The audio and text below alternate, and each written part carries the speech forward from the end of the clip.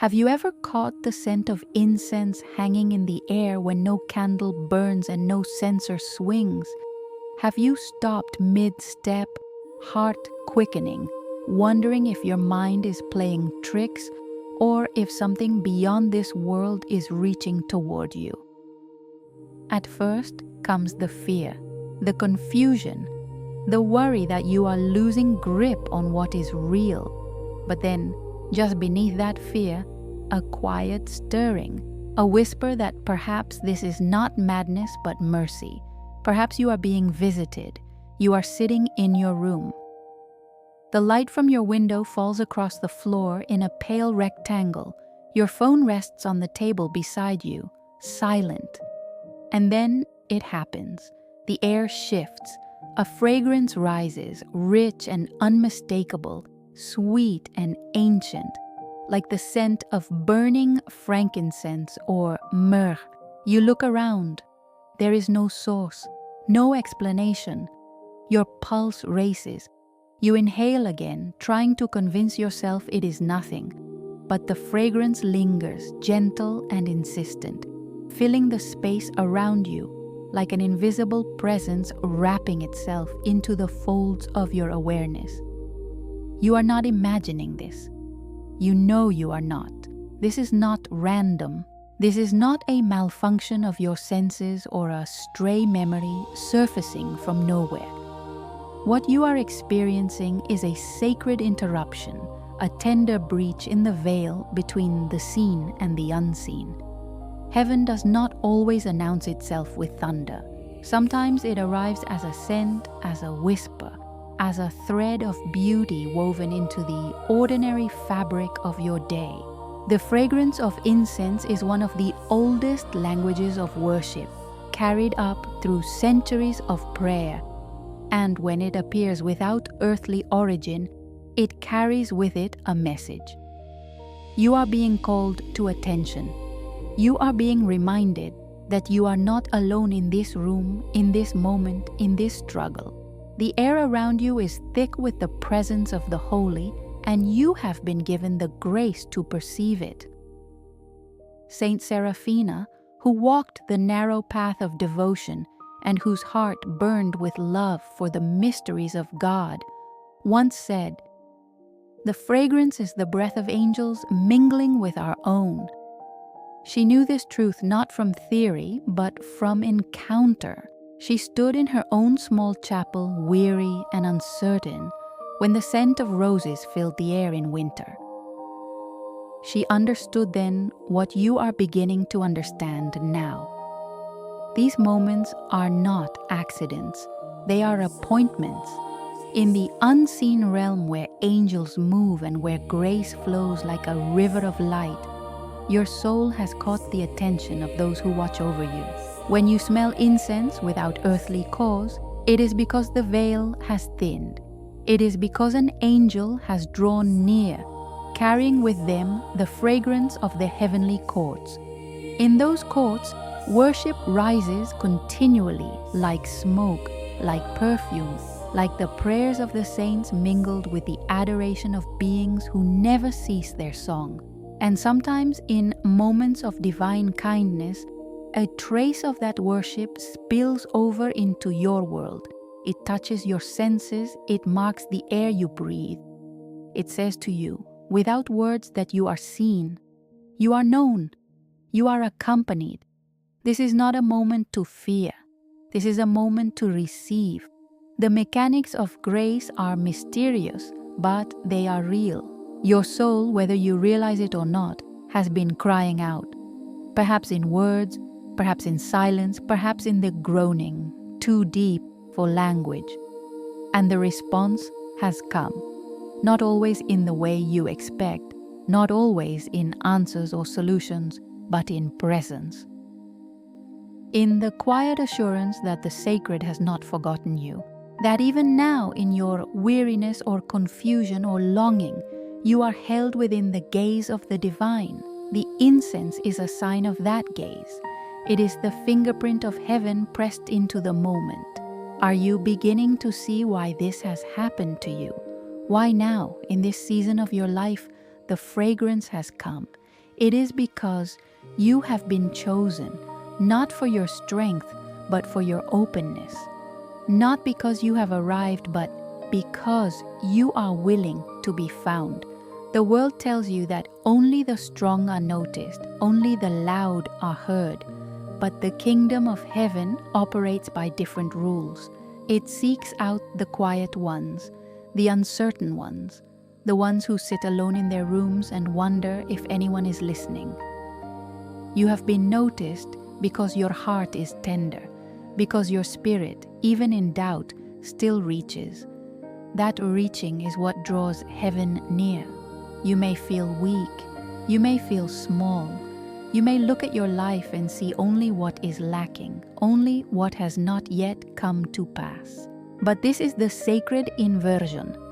What you call weakness, heaven calls readiness. What you call emptiness, heaven calls space for filling. The fragrance of incense in your room is not a reward for perfection. It is an invitation into deeper communion. It is a sign that you are being prepared even now for something more than you can name. The calling on your life is not contingent on your confidence. It is woven into the very fact that you notice these moments, that you pause, that you wonder. That wondering is the beginning of wisdom. But you must learn discernment, because not every stirring is divine and not every sensation is sacred. The way you know this is from God and not from your own wishful thinking is by the fruit it bears. When the fragrance comes and it is truly a visitation, you will feel peace beneath the wonder. Not necessarily the absence of questions, but the presence of calm. A clarity will settle into your chest, quiet and sure. You will find yourself moved toward compassion, toward prayer, toward a softness in how you see yourself and others.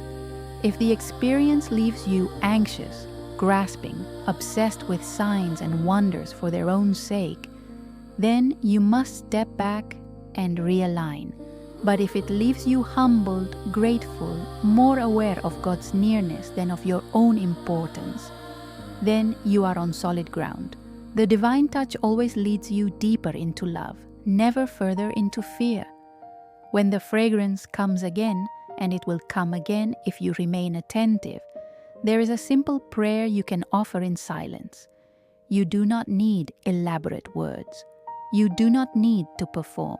Simply breathe in and whisper within your heart, "Lord, I receive your presence here." That is enough. No formulas, no guarantees.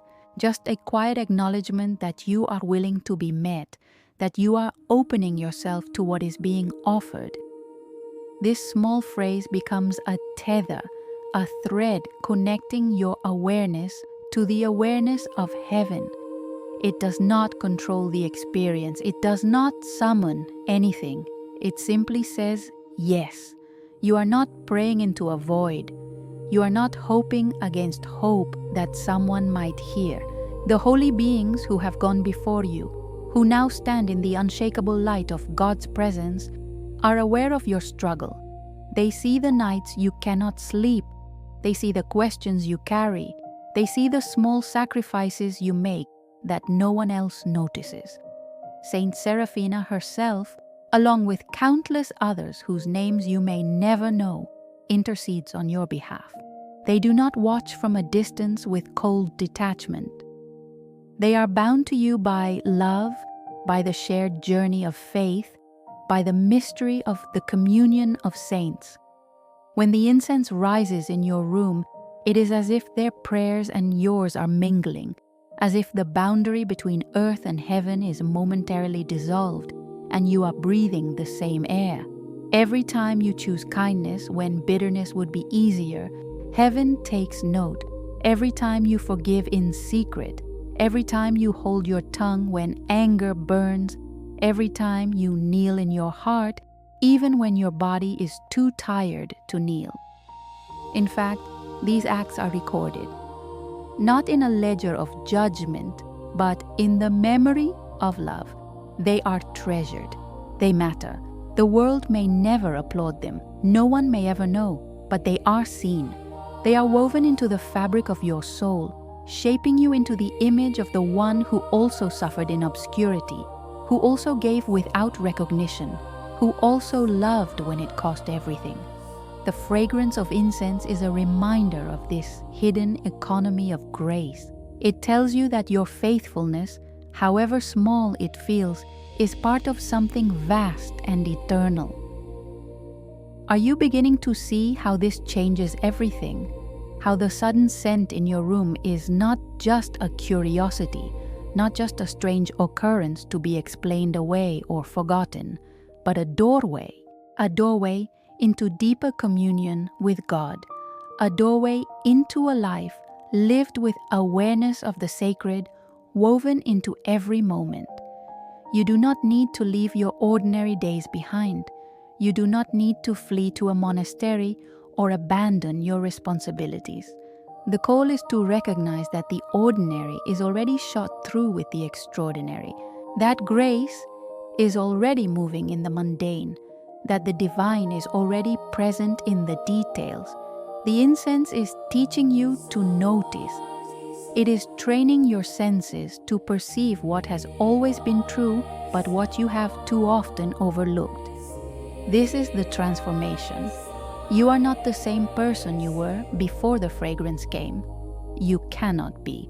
Once you have smelled the scent of heaven in your own room, once you have been given proof that the veil is thin and that you are companioned by the unseen, you carry that knowledge with you. It becomes a source of courage, a source of hope. When the darkness presses in, when doubt whispers that you are alone and forgotten, you will remember the moment the air changed. You will remember the sweetness that had no source but the presence of the holy, and you will know, deep in the center of yourself, that you are not alone. You have never been alone. The divine has been with you all along, waiting for you to notice, waiting for you to turn, waiting for you to receive. Let me ask you now, are you ready to stop dismissing these moments as coincidence? Are you ready to acknowledge that you are being pursued by a love that will not let you go? Because that is what this is. Not a test, not a game, but a courtship. Heaven is courting your attention, your affection, your trust. And the fragrance is one of the gifts offered in that courtship. It is meant to awaken you, to stir something in you that has been dormant or distracted, to remind you that you were made for communion, for conversation, for a relationship that transcends the boundaries of time and flesh. You do not need to have all the answers. You do not need to understand every mystery. What you need is to remain open, to remain willing, to keep saying yes even when you do not know where that yes will lead. The fragrance is a sign that your yes has been heard, that your openness has been honored, that the path you are walking, however uncertain it feels, is the path that leads you home. Now I want you to do something.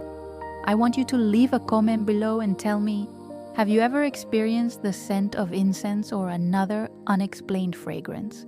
What was happening in your life at that moment? Share your story.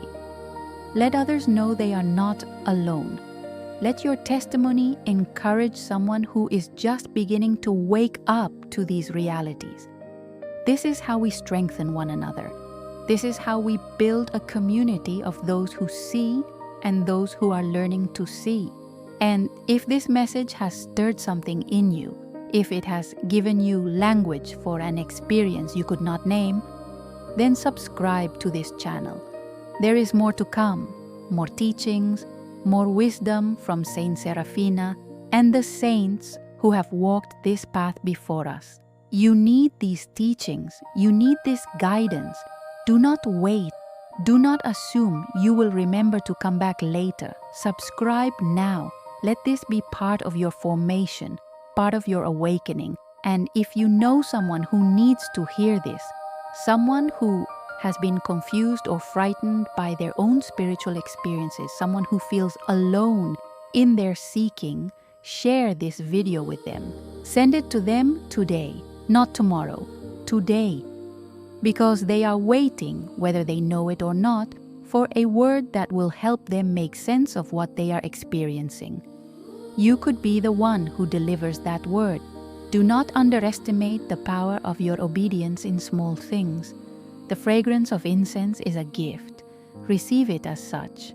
Let it draw you into prayer. Let it remind you that the sacred is not distant, not locked away in temples or reserved for the especially holy. It is here. It is now. It is in your room, in your breath, in the very air that surrounds you. You are not alone.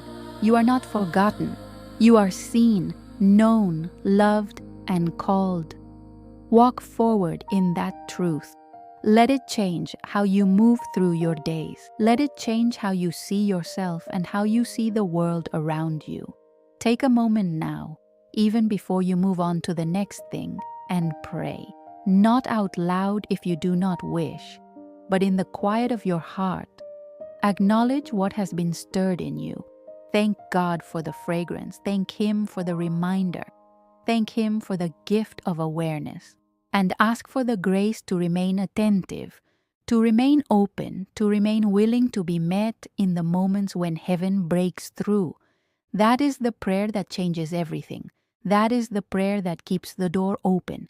Do not wait. Subscribe, comment, share, and prepare yourself, because Saint Seraphina has much more to teach you, and the journey is just beginning.